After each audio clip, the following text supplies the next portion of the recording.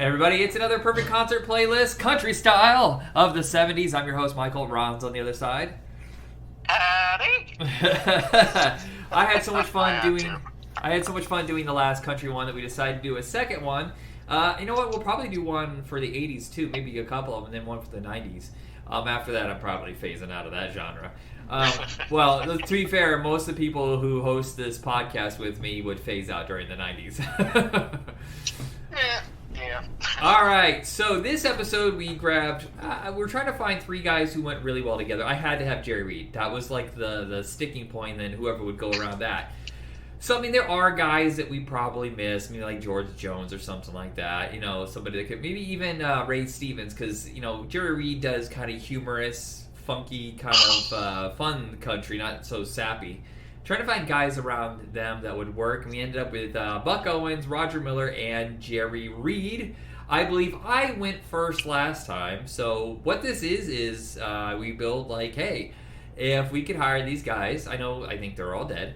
Oh my gosh! But if we had like a time machine, unbelievable powers, and we could pay them whatever, and build the perfect set list if we were hiring them to do a concert for us. So we got 20 to 30 songs. And Ron, you go first. 20 to 30 songs, huh? Did you stop? Please tell me you stopped at 30. I already wiggled the rules enough for you. To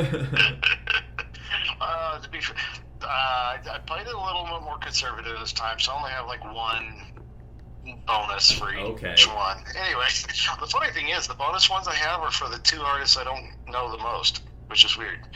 Anyway, I'm going to start with Jerry Reed because he's my absolute favorite out of this here. But that's how you're opening your really concert? He's your opener?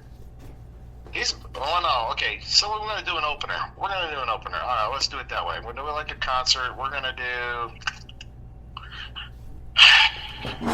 That's kind of hard. I would say Roger Miller would probably be the opener. That's the same for me. He had the fewest amount of songs that I wanted. He was a little too sappy, in my opinion. He's what? I'm not a big sappy country guy. You know, if I hear like the sad songs, I'm not sure I want to see those in concert. Yeah, you can have one or two love songs in there, but then you got to bang it up, and you can't leave it on that. Well, we went and saw Cheap Trick, and they did a lot of ballads, especially in the late 80s or whatever when that was big. But when I went and saw them in concert a couple days ago, they only did, I think, one ballad, and that was The Flame, because that was like their only number one hit. So they knew what people in concert want. They want to have fun. That's sad. I know so much about Cheap Trick, and how's that the only number one? But anyway, that's another podcast. Yeah. Okay, so Roger Miller. I guess I would start off with, no particular order here. I like a couple of songs that aren't the fun ones that he does, but still fun in my opinion, are good in my opinion, are Old Friends. It's from the album Old Friends with Willie Nelson and Ray Price. That was like 1982, so sorry, we're kind of getting in the 80s there. But, no, it's completely fine. We're covering people who kind of not only are they kind of related sound-wise, but like their eras of peak eras were kind of close. Roger Miller's probably the first, and then Buck Owens, and then Jerry Reed, because Jerry peaked in the 70s. Right. All right, so Old Friends. That'd be my number one there. There's another one off that album called Alabama, which is a lot of fun. Lady America. And then, of course, we're getting into the ones that most people know. King of the Road. Dang Me. Dude, Dang Me is... I was going to put that on here, but then I listened to it for the first time forever, and I was like, oh, this song is kind of disturbing, so I skipped that one. It's a little disturbing, yeah. I don't know. I was kind of on the fence on that one. I probably thought it was a little disturbing for the same reasons you thought it was disturbing, but I don't know.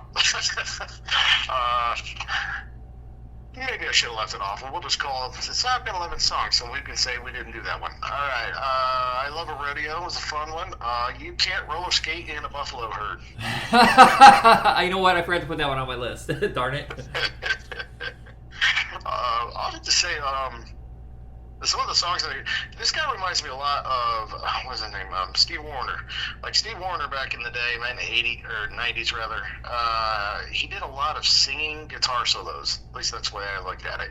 He would do a lot of doing that sort of thing, kind of thing. But and I thought it was the funniest thing. But he was really good and a great guitar player. And I'm like, play it, don't sing it, But anyway, that's what he does a lot of, and I think it's something a lot of people know him for. Roger Miller. Let's see, we get out of that fun one in the summertime. This one, my son kind of looked at me side-eyed when I played it. It's called Wanda Iguana.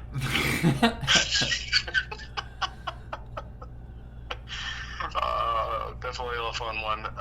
Okay, so this is where I get into bonus territory. So the one thing I know Roger Miller for before I knew any of the other than King of the Road and Dang Me, Chug Lug, I think I grew up listening to those because my dad was a truck driver. He was the voice of the Bard in Disney's Robin Hood.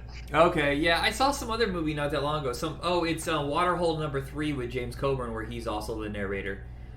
Also, and I thought it was great because he does his Oodalali that's from the Robin Hood soundtrack. There's also another song he does called Whistle Stop, and I'm only throwing this in here because it's kind of a fun fact for me that I was like, when I listened to it, I was like days old when I realized that this was Roger Miller.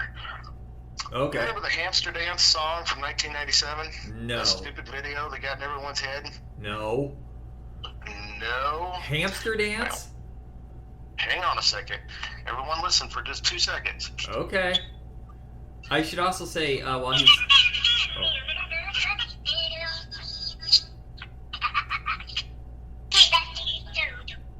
Do we remember that? No.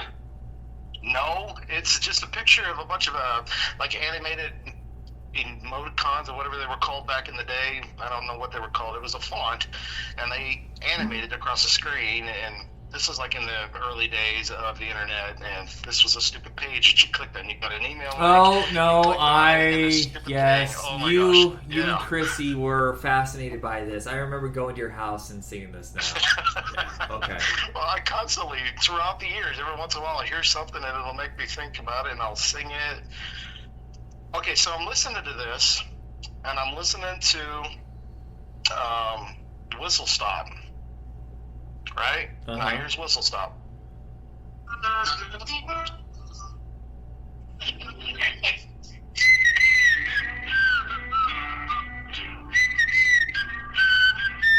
I don't want to get copyright strikes, so we're going to shut that off. But it doesn't work like that for us, so we're good. That's the same song, sped up. Okay.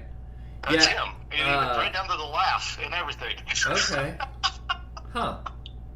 I did want to bring up that I also thought about adding Hoyt Axton to the list, but we were already pretty locked in by that point, so. Gotcha. Alright, so that's it for me for Roger. Okay, so I'm a real slacker on Roger Miller. My list isn't anywhere nearly as long as yours. I only have 24 songs. But, so I have England Swings. I've been a long time leaving. Walking in the Sunshine. Chug-a-Lug, and King of the Road. And that's it. He's my opener. I wouldn't say you were lacking. You have, 4 songs that I didn't have, so... Okay, well still, I mean, you really like Roger Miller. I think that I got bummed out, because how do you listen to the music? Do you go to, Spotify and just hit, his top hits?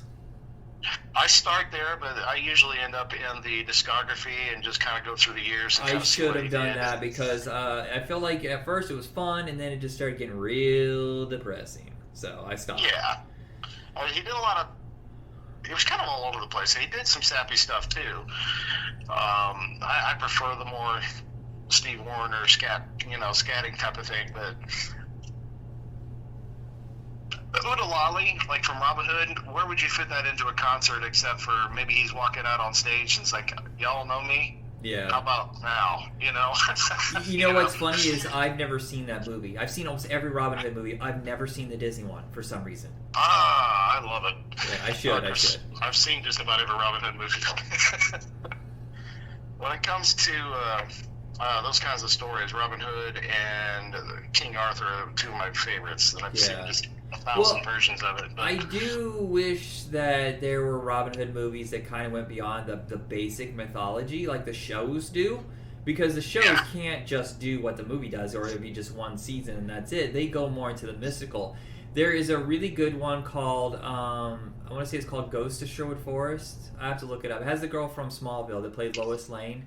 Okay. Beyond Sherwood Forest, that's what it's called. And it adds a lot of like mystical, haunted stuff of the woods. Total sidetrack here. Sorry, everybody. Who is next? Who is next? If we're going to go in order of popularity, I think at this point it depends on who you talk to. Yeah, I was going to say Buck Owens is pretty popular in country, but Jerry Reed, because he did all those movies. Well, no, Buck Owens did movies and TV too. Yeah. I think Jerry Reed's probably more known for his acting. I mean, he's got a lot of... Okay, I can't say that. Well, Smoking the Bandit was huge. I know my Uncle Larry would smack me silly right now if I said that. So... we all know Highballin' is an American classic. What's that? Highballin' is an American classic. Yep. Alright. Well, I think I'm going to go with Jerry Reed. We'll do that. Okay. One. Alright, so... This one was a hard one for me because I'm a big Jerry Reed fan, and especially when he does... Like, I left off all the duet stuff he did with Chet Atkins, which... are fantastic, but a lot of those are instrumentals, so I tried to stick with the songs that were fun. So number one is, in no particular order, Guitar Man, The Claw, one of my absolute favorites. And fun fact, I can leave my workplace and get home in the time that it takes me to finish Lord and Mr. Ford on the radio. We were listening to Rush the other day, and I was like, my God, this is like a 7-minute song. Why are all the songs so long? But I was Lord and Mr. Ford is fantastic. If you never heard it, look it up. It's fun. You won't regret it. Amos Moses, the one everyone knows. She got the gold mine, I got the shaft. That's probably I can't recall if that's the first thing I knew him by, or if I knew him by the Smoking the Bandit songs. To be honest. But yeah, I only knew him from acting for the longest time because we didn't listen to country in my house. Okay. Alabama Wild Man.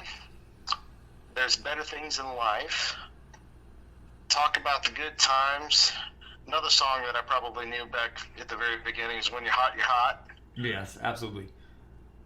And then Mule Skinner Blues. And that is it for that. I love his storytelling. I love his 10. I love his New Orleans influence guitar playing. Yes. If I remember correctly, there was a story about Elvis trying to copy his sound in the studio, and nobody could get it right, so they just literally hired Jerry Reed to come in. Yep. There's one bonus song I would have thrown on there. It's from the movie Gator. It's about, him and Burt Reynolds were like buddies. Yeah. For a lot of things, and I think there's one song called Gator McCluskey. Yep. My list is very similar to yours. A few more songs than yours, but I'm starting off with my favorite of the bunch is Amos Moses. Yes. And then When You're Hot, You're Hot. Lord, Mr. Ford. She Got the Gold Mine. I Got the Shaft. Boom. Alabama Wild Man. Texas Bound and Flying, which I believe is from the second Smokey, not part 3. I'm pretty sure it's part 2.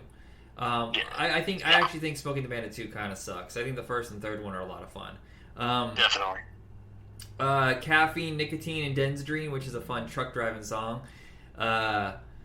Gator. Are You From Dixie? Well, I'm from Dixie too! Yes. The Tupelo, Mississippi Flash. And rounding it off, probably with his most well-known song, at least to a secular, non-country listening market, is Eastbound and Down, which, is from the original Smokey and the Bandit. Right. Also, a completely demented show on HBO. I tried to stay away from it. The Smokey songs, just because they were too easy for me. But yeah. I'm like, if I were asking Jerry Reed to come on, I was like, how many times did you play this song? Did you enjoy it?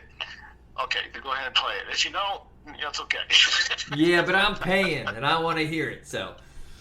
This is true. Uh, okay, so we're on to Buck Owens here. Now, honestly, I knew Buck Owens from Hee Haw. That's how I first came across him, and I'm sure I heard a lot of his music prior to that. I just didn't know who he was. Yeah, I think most of our generation, like especially from where we are, Indiana, is like it was always Saturday nights. It was Hee Haw and then Muppets, or vice versa. I can't remember. And I think somewhere in there was the Great Space Coaster. That was like the syndicated Saturdays on 55. The Great Space Coaster. Do you remember that? It was from one of the guys when Muppet Show ended. They Jim Henson went off to go do the movies, but the guy who co-created Muppet Show went on to do the Great Space Coaster, which is very similar in tone. Okay. Yeah, it was on for like 3 or 4 years. I gotcha. Do you remember I'm Gary Gnu with the Gnus? Yeah,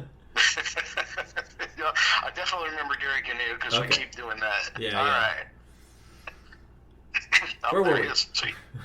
All right, so heading down that road, just chill, act naturally. Act naturally, Memphis. I've got a tiger by the tail. I'll let the fun begin. Truck driving band. My heart skips a beat. Looking back to see. Songwriter's Lament. On the cover of the Music City News. Number 10's It's a Monster's Holiday. I don't know that one. Now, I threw in an 11 here too, and this one's a cover, but it's because I really love the song and I think it would go over well as an extra, like come back for an encore type of thing. Is The Battle of New Orleans, written by Jimmy Driftwood. I was a school teacher who wrote that song. He wrote it as a lesson for his class. Oh, okay. Yeah, that's kind of cool. My first exposure to Buck Owens was after I went and saw Dwight Yoakam in concert. I want to say it was 2016.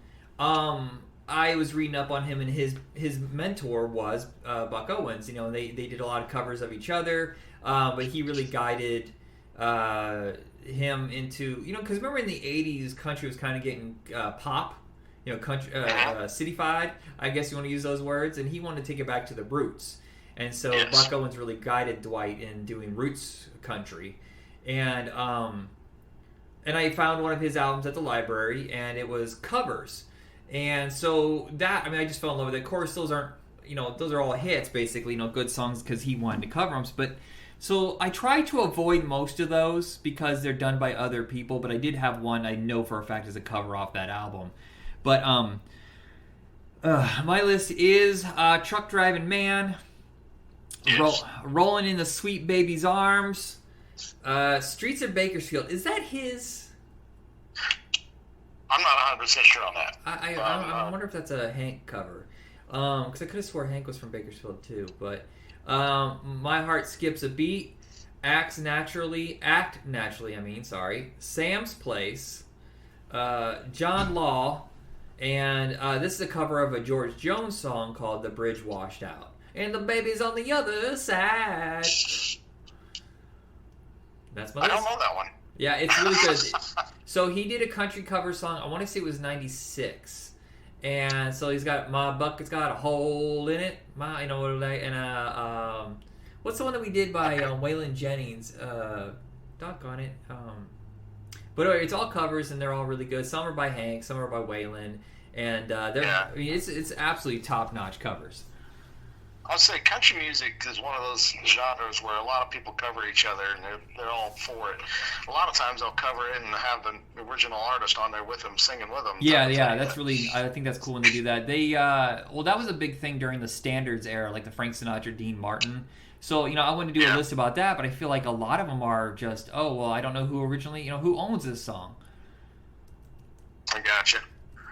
So the Streets of Bakersfield is a Buck Owens, Dwight Yoakam song, but it was written by Homer Joy. Oh, okay. Anyway, okay, so it's called Honky. Wanted to know. The album I was talking about is called Honky Tonk Man, Buck Sings Country Classics. So it's Honky Tonk Man is the first one. Hey, Good Looking. Only Daddy That'll Walk the Line. That's what I was thinking of. That's it. My Shoes Keep Walking Back to You. Stay a Little Longer, which is really good. Live Fast, Love Hard, Die Young. My bucket's got a whole nother life. In the Jailhouse Now. Waterloo, which is a lot of fun. I'm Walking the Dog. Rednecks, White Sox, and Blue Ribbon Beer. I don't know who sings that one. That sounds like that would be a Hank Jr. song. Well, the cool thing about the Honky Tonk Man, like In the Jailhouse Now, Clint Eastwood's on that album, on that track singing with him. Okay, that's cool. So I didn't know he could sing. That is our episode. Like I said, in the 80s, well, I'm going to do another. I want to do one with Hank Jr. and whoever, like Kenny maybe, whoever was big in the 80s. Yes. Trying to think. I don't really know country in the 80s very well. I know Randy Travis was big, but he was kind of 80s and 90s. Who was big? Who was big in country in the 80s? Dolly, of course. 80s blew up, but it kind of went.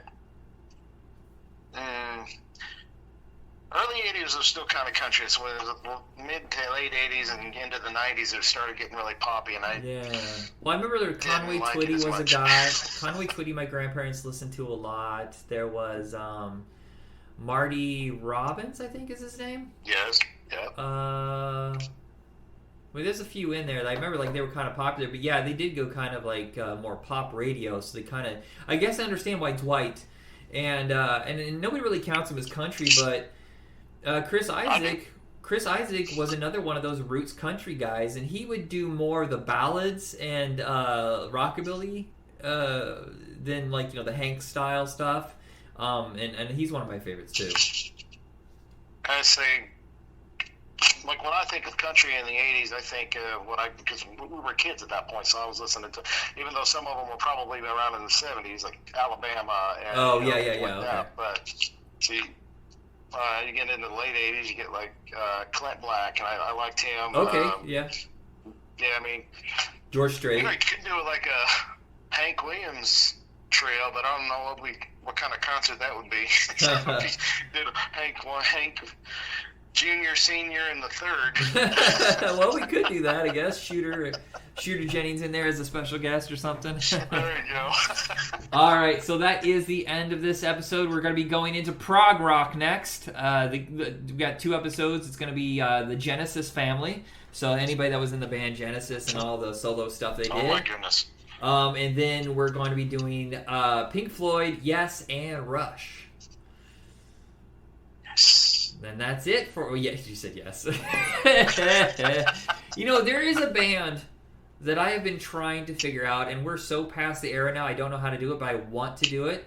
And maybe it'll just be a mini-sode, is the Monkees. Monkees are one of my absolute favorites, but I've never figured out where to put them or who to put them with. And we're almost to the end of the 70s now, and I feel like I missed out, but I do want to do a mini-sode if you want to do that with me. If not, I'll just do it by myself. But we could do like a TV band.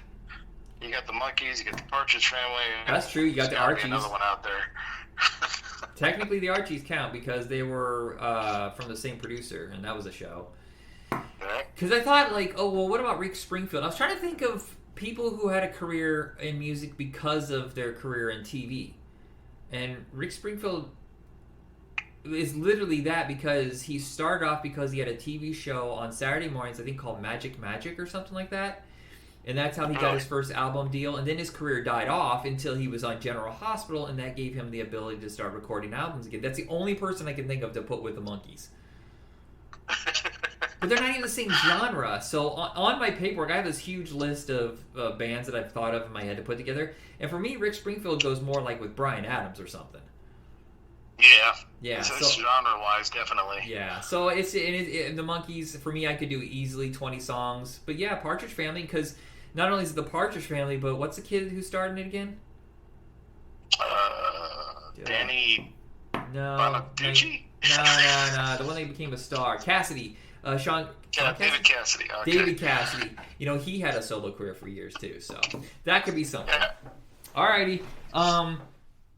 Then there's all the TV solo guys that got careers because they were on TV shows like Jack Wagner, Don Johnson, I think. Alyssa Milano, Leif Garrett. They all had albums. Weird. Oh my gosh. Yeah, we're opening up a gate. They all recorded in Japan. Yeah, well, most of them. Jack Wagner did have a hit here, and that's all I needed. That's all I needed. Well, okay, with the exception of Jack Wagner, actually, but he would fit into the yacht rock, I think. Yeah. All right, that is it. Let's go. All right, we're getting off tangent here, guys. Again. We don't do that, though. We don't do that here. Never. All right. No. Bye.